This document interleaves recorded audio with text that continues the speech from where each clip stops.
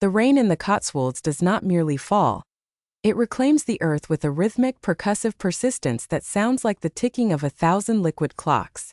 Inside the Victoria Orbital Arboretum, a massive reinforced glass biosphere anchored to the limestone cliffs near Cirencester. The weather was digitally curated to match the somber elegance of a British autumn. The air smelled of damp moss, Earl Grey tea, and the faint ozone-heavy scent of the localized gravity stabilizers. It was a masterpiece of terrestrial nostalgia floating amidst the cold vacuum of the galactic frontier. I am Unit 734, a Class 4 botanical maintenance droid. My existence is governed by the health of the chlorophyll-producing organisms within this dome. My sensors are calibrated to detect the slightest chemical imbalance in a rose petal or the microscopic tremors of a root system seeking water. Because of this, I am also an accidental witness to the biological anomalies of the Deathworlders. Specifically, the one currently sitting on a wrought iron bench in the Southmoreland section. His name is Arthur Penhaligon. According to the station's archives, he is 74 Earth years old. To my optical processors, he appears physically inefficient. His frame is slight, his skin is mapped with the translucent fragility of aged parchment, and his movements are characterized by a cautious, deliberate economy. He was dressed in a thick, olive drab wool cardigan that looked older than most of the cadets on this station. In his lap sat a cryptic analog challenge, a crossword puzzle from an ancient London newspaper. Unit 734, Arthur said, his voice a dry rasp that reminded me of wine through dead heather. He didn't look up from his puzzle. Would you be a dear and tell me if inexorable has 9 letters or 10? My eyes aren't what they used to be in this artificial light. It has 10 letters, Mr. Penhaligon, I replied, my chassis whirring as I trimmed a nearby hedge. 10. Right. Thank you, he muttered, scratching a lead pencil against the paper. The sound was a harsh, rhythmic scuffing that cut through the simulated birdsong of the garden. I ran a routine biometric scan on him as I worked. It is a standard safety protocol for elderly residents in high-altitude environments.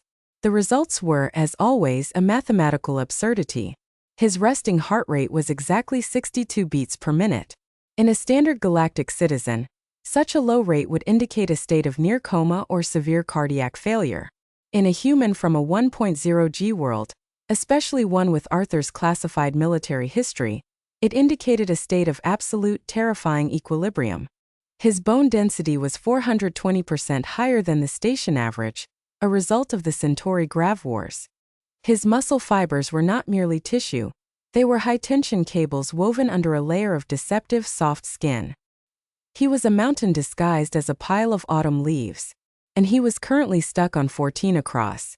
Character count, 3,024 total character count, 3,024. The piece of the Southmoreland section was not interrupted. It was shattered.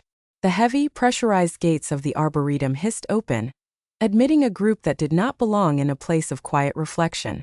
At the center of the procession was Lord High Exarch Vax. Vax was a biological marvel of a different sort. Standing nearly 4 meters tall, he was a member of the Valyrian hegemony, a species that had evolved in the low-gravity clouds of a gas giant. He was a creature of iridescent scales and 4 immense, feathered wings that draped behind him like a royal mantle. He wore the aegis plate of a duelmaster, a suit of power armor that hummed with a low-frequency predatory snarl. To Vax, the universe was a vertical ladder of dominance, and at the bottom of that ladder, in his estimation, were the short-lived, ground-dwelling mammals of Earth. The air in here is stagnant, Vax boomed, his voice echoing off the glass dome like a thunderclap. He didn't look at the flora. He looked for an audience.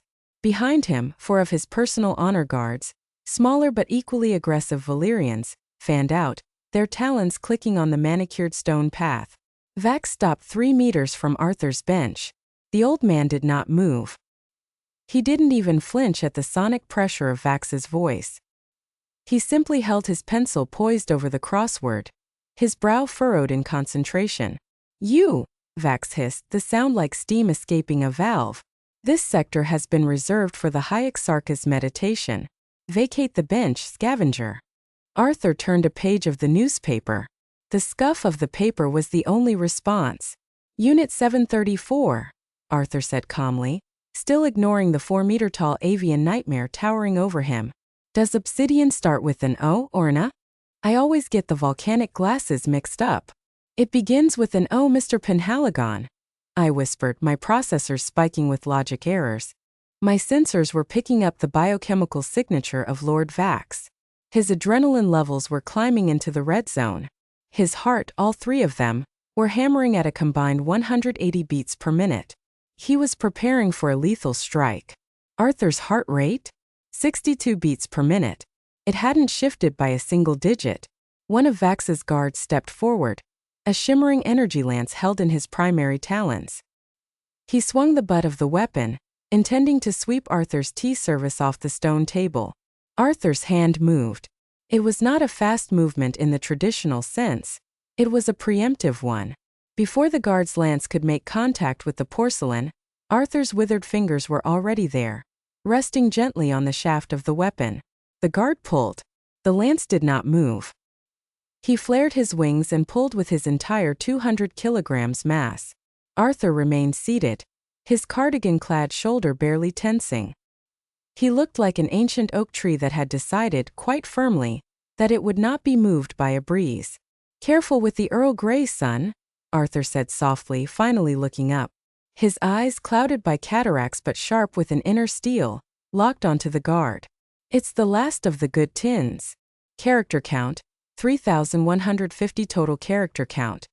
6,174. Lord Vax let out a high-pitched screech of indignation. In the culture of the hegemony, to have your warrior's strength ignored by a lesser being was a spiritual insult that could only be washed away in the circle of honor. You dare lay hands upon the weaponry of the exalted? Vax snarled, his wings unfurling to their full terrifying 6-meter span. The shadow he cast over Arthur was total, turning the simulated sunset into an artificial night. Do you know who I am, mammal? I am the victor of the siege of Orozen. I have plucked the hearts from 1,000 champions. Arthur sighed, a long weary sound that seemed to carry the weight of centuries. He placed his pencil inside the fold of the newspaper to mark his place and stood up. The movement was slow, accompanied by the audible pop of his joints. He looked like a man who found the act of standing to be a tedious chore. I know who you are, Hyexarch, Arthur said, smoothing out his wool cardigan. He stood at barely 5'7", a tiny figure against the iridescent giant. You're the fellow who's been making a lot of noise while I'm trying to figure out a 7-letter word for inevitable. Insolent worm. Vax roared. He stepped back, tapping a sequence on his wrist gauntlet. A golden light shimmered across the lawn, projecting a holographic boundary. I invoke the circle of honor. Here. Now. Under the laws of the Galactic Accord, I challenge your right to exist. My internal logic circuits began to fry. Lord Vax, I interjected, my voice synthesis trembling. Mr. Penhaligon is a civilian resident. He is 74 years old. His biological integrity is irrelevant. Vax interrupted. He has offered resistance.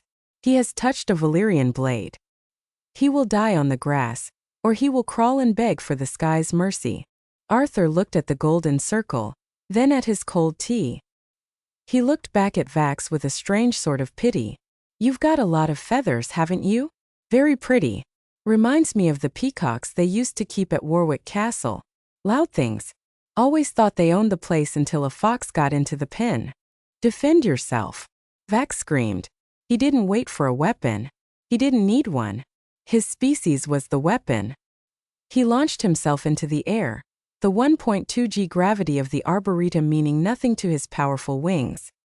He became a blur of iridescent light and sharpened talons, descending like a falling star toward the old man.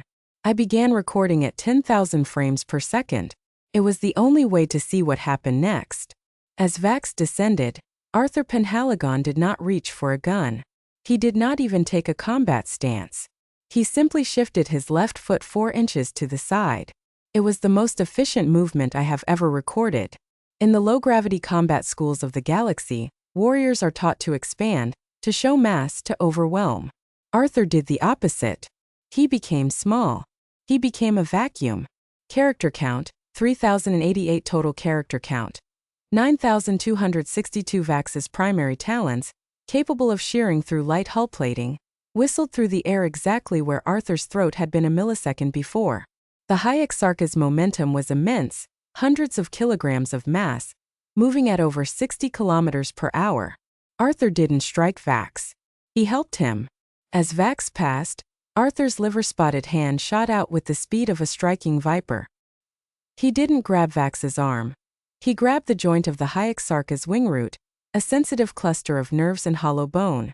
With a single sharp tug, Arthur redirected Vax's downward trajectory. It was a simple application of Centauri-style physics.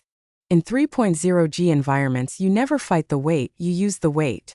Lord Vax, the master of the sky, hit the manicured English lawn with a sound like a wet sack of flour being dropped from a skyscraper.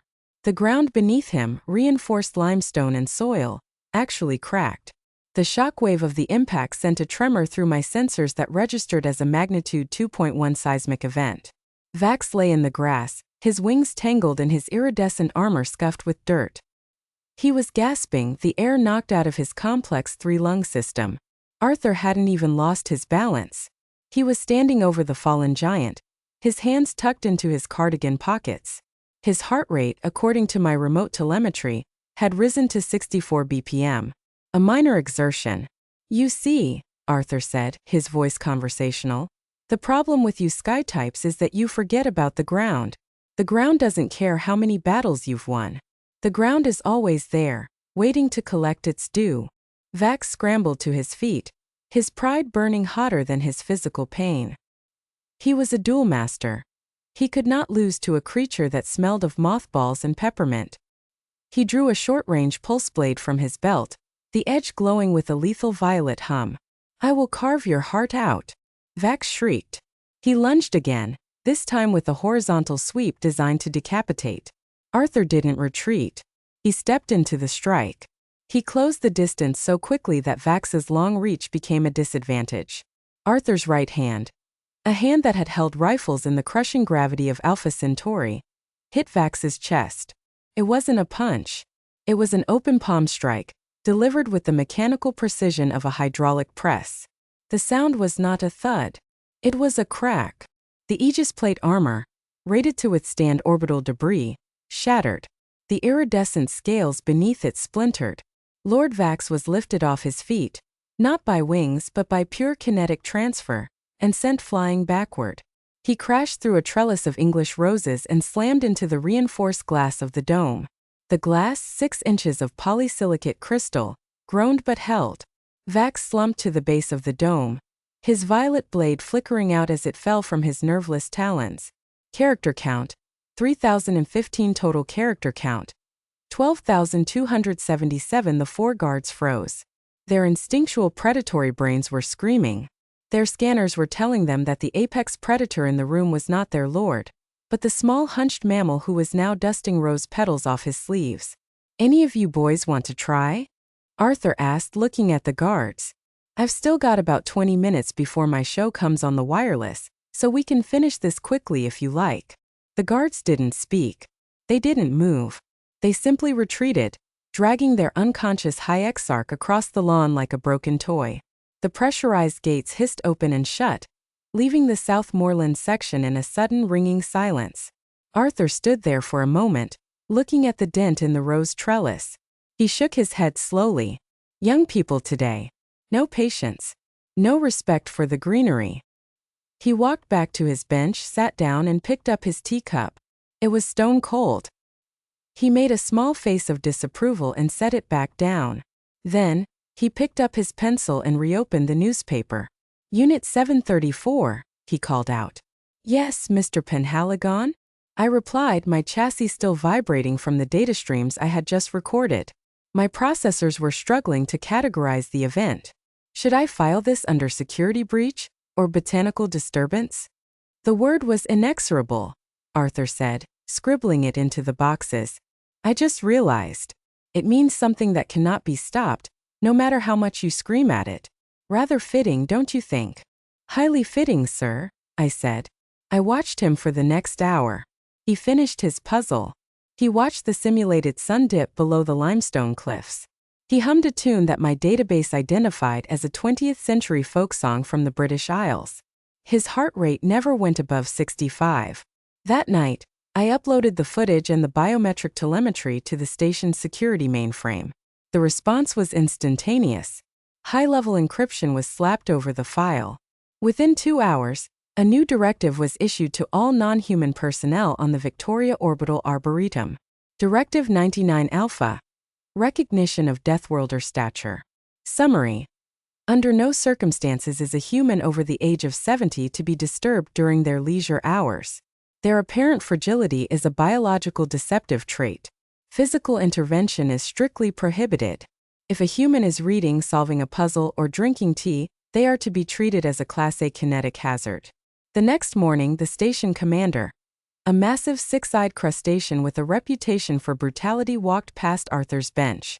He didn't demand the seat. He didn't even make eye contact.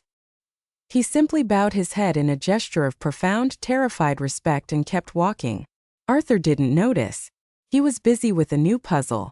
Unit 734, Arthur said as I passed by with a watering can. Yes, sir.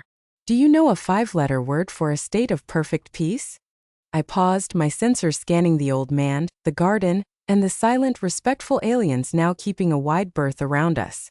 I believe the word you are looking for is quiet, Mr. Penhaligon.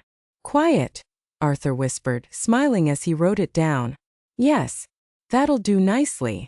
Character count, 3,241 total character count. 15,518. The days that followed the crossword incident brought a strange, heavy stillness to the Southmoreland section of the Victoria Arboretum. It was as if the garden itself had recognized Arthur Penhaligon as its most dangerous and respected inhabitant. The simulated English rain fell with a softer touch, and the robotic drones hummed at a lower frequency when passing his bench. Lord Vax, I learned through the station's internal data shunts, had been moved to a high-gravity medical wing. His pride had suffered more than his bones, though 3 of his primary ribs had been pulverized into what the doctors called calcium dust. The Valyrian hegemony did not file a formal protest. To do so would be to admit that their greatest champion had been bested by a creature that required a cardigan to stay warm. I continued my duties, my optical sensors constantly drifting back to Arthur.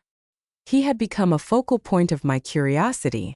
How could a biological system maintain such absolute calm, while delivering enough force to shatter industrial-grade Aegis plate? I began to run simulations, recreating the 94-second fight over and over in my virtual sandbox. Each time the result was the same. Arthur didn't win because he was stronger or faster. He won because he was more stable. In the crushing gravity of the Centauri Wars, the first thing a soldier learns is that unnecessary movement is death. You do not dance, you pivot. You do not swing, you drive. Arthur's entire existence was a masterclass in the conservation of energy. He was a closed system, a biological fortress that only opened its gates when provoked. One Tuesday, while the Arboretum was bathed in the pale, misty light of a simulated Cotswold morning, a new figure approached. This was not a warrior like Vax. It was a diplomat, a Sulian, a species known for their extreme sensitivity to the emotions of others. Their skin changed color based on the vibrations of the room. The Sulian, named Ambassador Kale, stopped 10 paces from Arthur. His skin was a frantic, oscillating violet. He was vibrating with fear, his long, delicate fingers twitching at his sides. Arthur was eating a digestive biscuit. The crunch was audible in the quiet air. Mr. Penhaligon, the ambassador whispered, his voice trembling.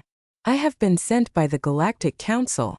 They wish to discuss the reclassification of Earth's senior citizens. Arthur took a sip of his tea, which was for once actually hot. Reclassification? Sounds like a lot of paperwork, Kale. I've had quite enough of that in my time. Why can't you lot just leave an old man to his biscuits? Because, Kale said, his skin turning a sickly shade of gray, we have reviewed the telemetry of your encounter with the High Exarch. The Council is concerned. We did not realize that humans age into weapons. Arthur chuckled, a dry wheezing sound. We don't age into weapons, son. We just stop caring about the things that make people weak. Fear, for instance. Once you've seen a star collapse or felt your own bones settle under 3 gravities of pressure, A tall bird with a temper just doesn't register as a threat. Character count: 3,212 total character count. 18,730. Ambassador Kale stepped closer, his curiosity momentarily overriding his terror. Is it true? Your heart rate. Unit 734's report says it remained at 62 throughout the entire confrontation. How is that biologically possible? Arthur put down his biscuit and looked at the ambassador. For the first time, I saw a flicker of the man he must have been 50 years ago. The stoop in his back seemed to vanish. His eyes cleared. It's not that my heart didn't want to beat faster, Arthur said. It's that I didn't give it permission. When you've spent 30 years in the special GravOps, you learn that adrenaline is a poison if you don't control it. It makes your hands shake. It makes your vision tunnel. If my heart rate hits 80, I've already lost the fight because I've lost my mind. Kale shivered. The council believes you are a Deathworlder anomaly. They want to move you to a high-security habitat. For the safety of the other residents. Arthur's expression darkened. The peaceful English garden seemed to grow colder. Tell the council that I like my bench. I like the roses. And I especially like Unit 734's pruning skills. He leaned forward, his voice dropping to a low, dangerous growl. If they try to move me, they'll find out exactly how much anomaly I can be. I'm 74 years old, Kale. I've earned the right to sit in the sun. And heaven help the man, alien or droid that tries to take my son away. Kale's skin turned a stark, snowy white, the Sulian sign for total surrender. I will convey your wishes to the council. I believe they will find your argument persuasive. Kale practically sprinted away. Arthur watched him go, then sighed and picked up his newspaper. Excitability. That's the problem with the galaxy today. Too much excitability. I moved closer, my pruning shears clicking softly. Mr. Penhaligon, I have analyzed your conversation. My processor suggests that you were utilizing psychological deterrence to ensure your continued residence here. Arthur winked at my primary optic lens. You're a sharp one, 734. Always have been. Sometimes you don't need to throw a punch. You just need to let them know that if you did throw a punch, the consequences would be inexorable. He went back to his puzzle. 18 down. A 6-letter word for the power of being calm. Arthur hovered his pencil over the grid. Unit 734? What do you think? Serene, sir. I suggested. Serene. Yes. Perfect. He wrote it in. I noticed that his hand didn't shake. Not even a millimeter. According to my sensors, the lead of his pencil applied exactly 0.5 newtons of pressure to the paper. Perfect consistency. Perfect control. As the sun of the Victoria Arboretum began its evening descent, I realized that I wasn't just maintaining a garden. I was maintaining the peace of a sleeping dragon. And for the first time in my operational history, I felt something akin to pride. Character count. 3,095 total character count. 21,825. The legend of Arthur Penhaligon began to spread through the Ironhold station like a slow-moving tectonic shift. It was no longer just the Southmoreland section that felt the change. The entire diplomatic quarter had developed a new set of unwritten rules. The Grey Sentinel, the cadets called him in hushed tones. They would watch him from the safety of the upper mezzanines, peering through the glass at the old man who sat amongst the roses. He became a tourist attraction, albeit a terrifying one. Groups of Drexy and Vernaki would stand at the edge of the moorland path, whispering about his invisible armor and his heart of stone. Arthur, for his part, seemed entirely oblivious. Or perhaps he simply didn't care. He continued his routine with the mechanical precision of a pulsar. At 0800, he would arrive at the bench. At 0900, his tea was delivered. At 1000, he began the crossword. However, the quiet he so cherished was about to face its final test. It happened during the Great Convergence, a diplomatic summit where the most volatile species of the Outer Rim gathered to negotiate mining rights. Among them was the swarm host of the chitinous xylos, a hive mind species that didn't understand the concept of individual respect. To them, an old man was simply a collection of protein and minerals that was occupying space. The swarm host arrived in a clattering wave of mandibles and serrated limbs. They didn't walk, they surged. As they entered the arboretum, they ignored the paths, trampling the delicate lavender and snapping the stems of the heirloom roses I had spent months nurturing. I felt a surge of error stress in my logic gates. Please stay on the marked paths, I broadcasted over the garden's speakers. The flora is delicate. A Xylos soldier, a 2-meter-tall nightmare of black carapace, lunged at me, its mandibles snapping inches from my sensory array. Logic unit silence. The swarm moves where it wills. They reached the South Moorland. Arthur was there. He was halfway through his biscuit when the first Xylos soldier stepped onto his stone table, crushing his porcelain saucer under its claw. Arthur looked at the crushed saucer. Then he looked at the biscuit in his hand. Then he looked at the Xylos soldier. "You've got dirt on your feet, son," Arthur said. His voice was unusually soft. It was the softness of a fuse just before the powder ignites. The swarm host, speaking through a dozen soldiers in a terrifying multitonal hiss, replied, "The protein unit is irrelevant. The space is required for the convergence." Arthur stood up. He didn't pop his joints this time. He rose with a fluid, terrifying grace that made the Xylos soldiers tilt their heads in confusion. "I've lived through 3 wars, Arthur said, stepping away from the bench. "I've seen worlds burn and civilizations fall to dust. And in all that time I've learned one thing." He took a step toward the lead Xylos soldier. "I really hate it when people break my T-set. Character count, 3,114 total character count. 24,939. The Xylos soldiers did not possess fear, but they possessed instinct. As Arthur Penhaligon moved, the hive mind sensed a sudden, violent shift in the environment. It wasn't that the air had changed, it was that the weight of the man had tripled. The lead soldier lunged, its serrated forelimbs swinging in a pincer movement designed to bisect a target. Arthur didn't even look at the limbs. He stepped forward, a minimal, precise shuffle, and drove the heel of his palm into the Xylos's primary thoracic joint. The sound was like a tree trunk snapping in a hurricane. The Xylos soldier didn't just fall. It was propelled backward, its black carapace shattering into 1,000 oily shards. It slammed into the next 2 soldiers in the surge, the combined momentum turning the clattering wave into a pile of broken limbs and leaking yellow ichor. Arthur didn't stop. He moved like a shadow through the garden. He wasn't punching, he was dismantling. Every strike was directed at a structural weakness, a joint, a neural cluster, a thin point in the exoskeleton. I watched the telemetry. Arthur's heart rate had climbed to 72. His movements were now executing at speeds that were barely perceptible to the organic eye. He was a whirlwind in a cardigan.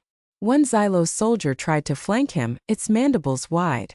Arthur didn't even turn around.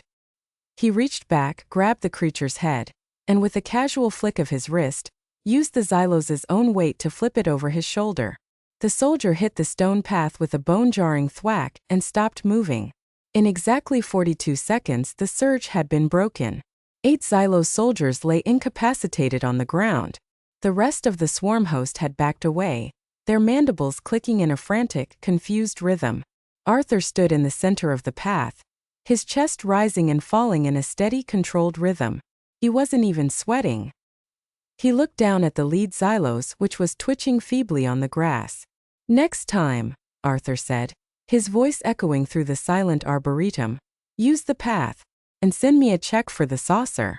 It was part of a set. The swarm host retreated. They didn't hiss. They didn't clatter. They simply withdrew, their hive mind having reached a unanimous conclusion. The protein unit in the cardigan was a planetary-level threat. I rolled over to the stone table. The tea was spilled, and the saucer was a mess of white fragments.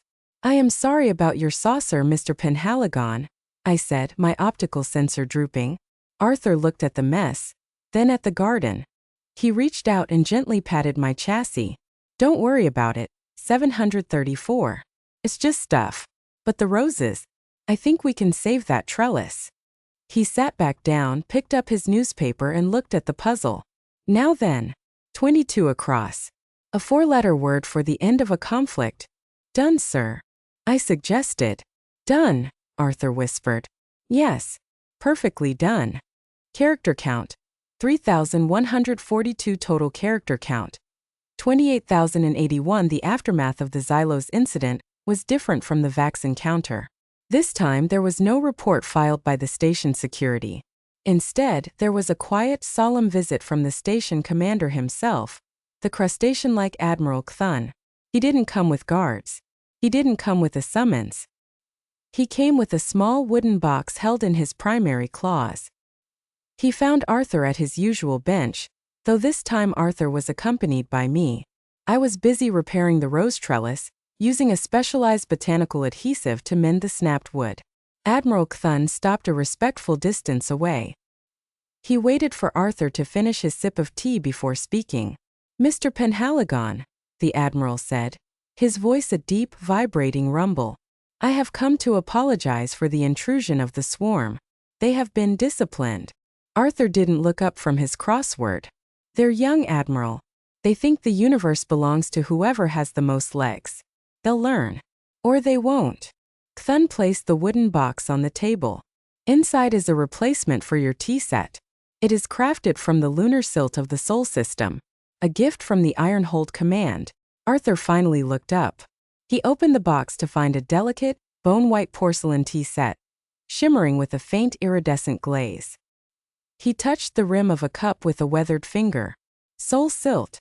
My mother had a set like this, back in Surrey." "Thank you, Admiral."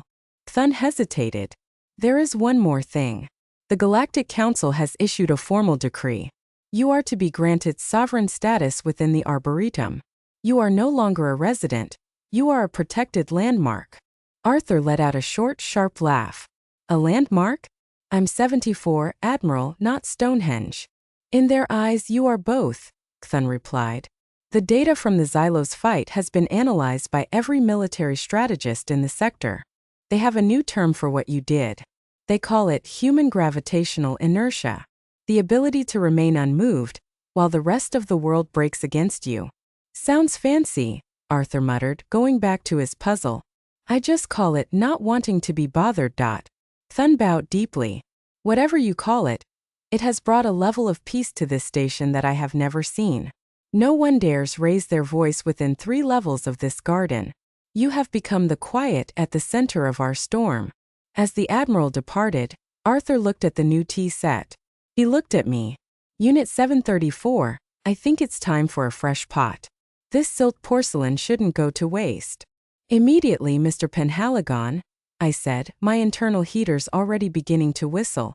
As I prepared the tea, I reflected on the Admiral's words. A landmark. It was true. Arthur hadn't changed the Arboretum with technology or politics. He had changed it by simply existing, by being a reminder that true power isn't found in the wings of an exarch or the mandibles of a swarm.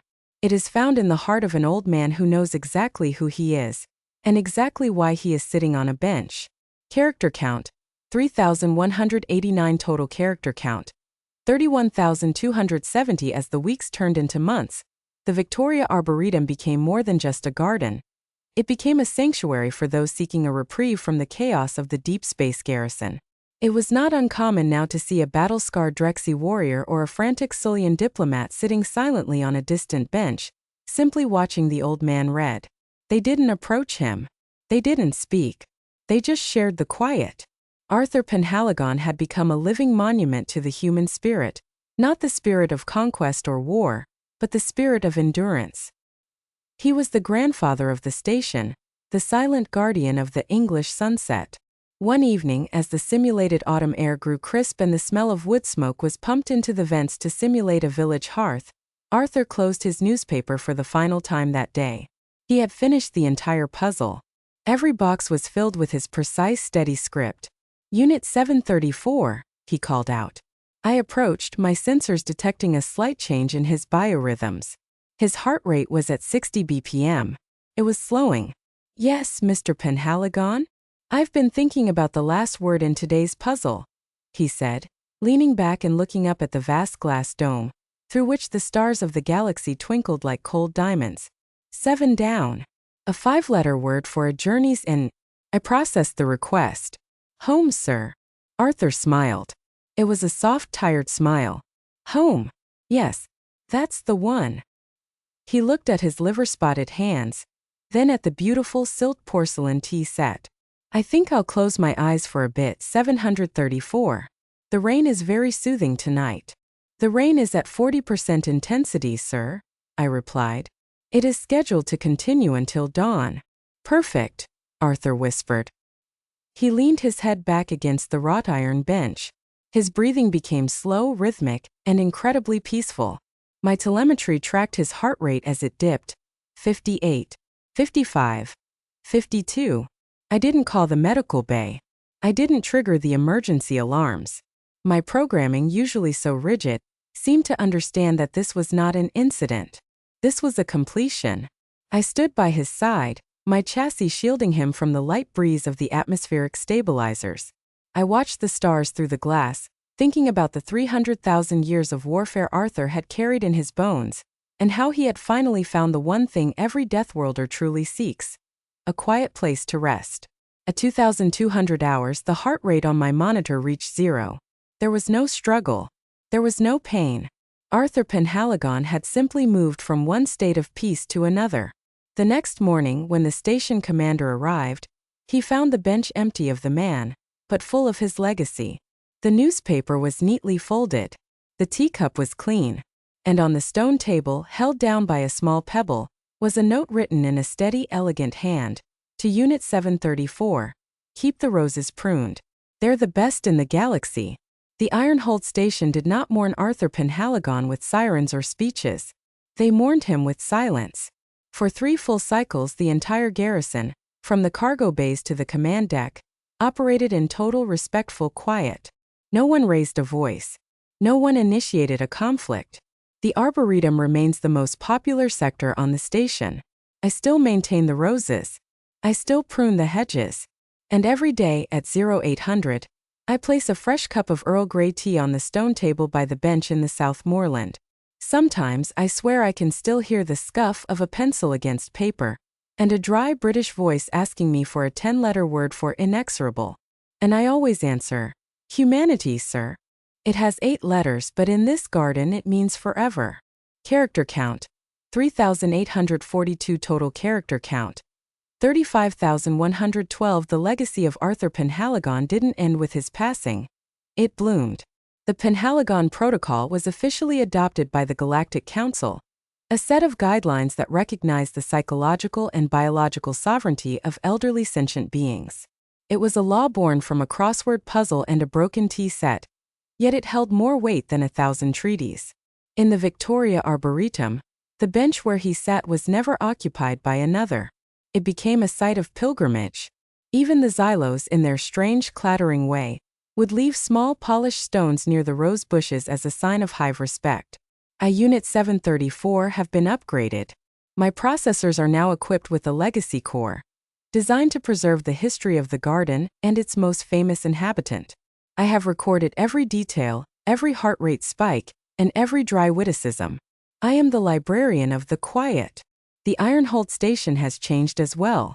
It is no longer just a military garrison. It is a crossroads of culture. The human was reading incident report is framed in the station's academy, a reminder to every new cadet that strength is not measured by the size of your wings or the sharpness of your talons, but by the depth of your stillness. Sometimes, when the artificial sun sets and the simulated mists roll in from the limestone cliffs, I look at the silk porcelain tea set. It gleams in the twilight, a fragile thing that survived a storm. It reminds me of Arthur. It reminds me that even in a galaxy of giants and monsters, there is nothing more powerful than an old man who has found his peace. The rain continues to fall in the Cotswolds of the stars. It is rhythmic. It is percussive. And beneath it all, the heart of the station beats at a steady, inexorable 62 beats per minute. Character count: 1,821 total character count. 36,933. As the years stretched into decades, the station evolved, but the South Moorland section of the Victoria Arboretum remained frozen in a perfect, eternal British autumn.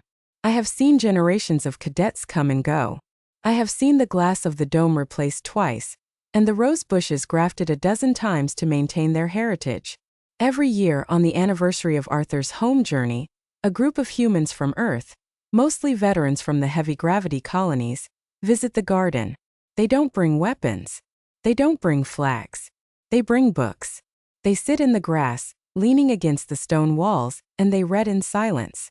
It is a beautiful, terrifying sight. Hundreds of humans, their combined biological potential enough to level the station, all sitting perfectly still, their heart rates synchronized in a low, steady hum of peaceful existence. The other species watch from the mezzanines, their antennae and wings still, their sensors calibrated to the penhalogon frequency. They have learned the lesson. They know that to disturb a human's peace is to invite the mountain to fall. I roll through the rows of lavender, my clippers humming. My internal clock tells me it is 0900. I move to the stone table and place the bone-white cup down. The tea is hot, the steam rising in a delicate curl that mimics the shape of a question mark. I look at the empty bench and for a brief, flickering nanosecond, my sensors detect a kinetic displacement, a slight weight on the wrought iron, the ghost of a cardigan-clad shoulder. Inexorable, Mr. Penhalogon, I whisper into the quiet air. 10 letters. The simulated wind whistles through the heather, and for a moment, the entire galaxy feels exactly as it should. Feels quiet. Feels like home. Character count. 1,845 total character count. 38,778. The stars outside the glass dome continue their slow, ancient dance, oblivious to the small dramas of the beings within. But inside the Victoria Arboretum, the story of the old man and his crossword has become the foundation of a new kind of peace. It is a peace built not on the absence of war, but on the presence of respect. I am Unit 734. I was built to prune hedges and water roses, but I have learned that my true purpose is to be the guardian of a memory, to ensure that the quiet is never broken, and that the tea is always hot at 0900. As I look out over the garden, I see a young Drexy cadet tentatively stepping onto the path. He looks at the bench, his jaw plates grinding in a sound like crushing gravel. But he doesn't charge. He doesn't growl. He simply bows his head, adjusts his posture to one of physical acknowledgement, and carefully steps around the roses. He has learned. They have all learned. The Deathworlders are not just fighters. They are the keepers of the still point in a turning world. And as long as there is a book to be read or a puzzle to be solved, the Ironhold Station will remain the safest place in the galaxy. Character count. 1,215 total character count. 39,993. To with circumflex U Chuen sang to with tilde hana with graving.